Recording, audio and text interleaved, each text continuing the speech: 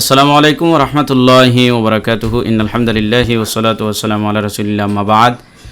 কুরআনুল কারীম বানান করে রিডিং পড়া আকর্ষণীয় পদ্ধতির 180তম পর্বে এসে পৌঁছে গেছি সূরাতুল বাকারা 202 নম্বর আয়াত আজকে আমরা বানান করব। চলুন শুরু করে দেই। আউযু বিল্লাহি মিনাশ শাইতানির রাজীম।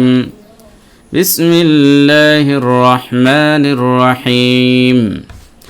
أولئك لهم نصيب مما كسبوا والله سريع الحساب। হামজা পেশ উ লাম খারাজ বল্লা উলা, এই যে তীর চিহ্ন আছে এই জন্য চার আলি লম্বা করব।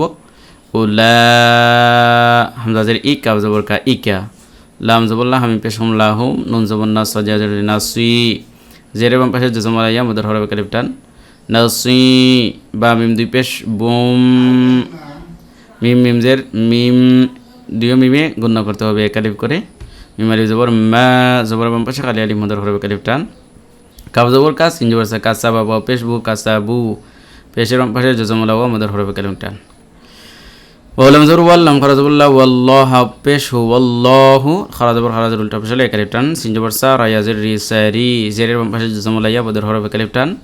আইলাম পেশ উল, হাজে হি, সিন আলি জবর সা, বাদের বি হিসাবি, জবর বাম পাশে খালি আলি মুদার হরবে কালিফ টান। উলাইকা লাহুম নাসিবুম মিম্মা কাসাবু ওয়াল্লাহু সারিউল হিসাব। সাদাকাল্লাহুল আযীম। আজকের ভিডিওটি এখানেই শেষ করছি। আসসালামু আলাইকুম ওয়া রাহমাতুল্লাহি ওয়া বারাকাতুহু।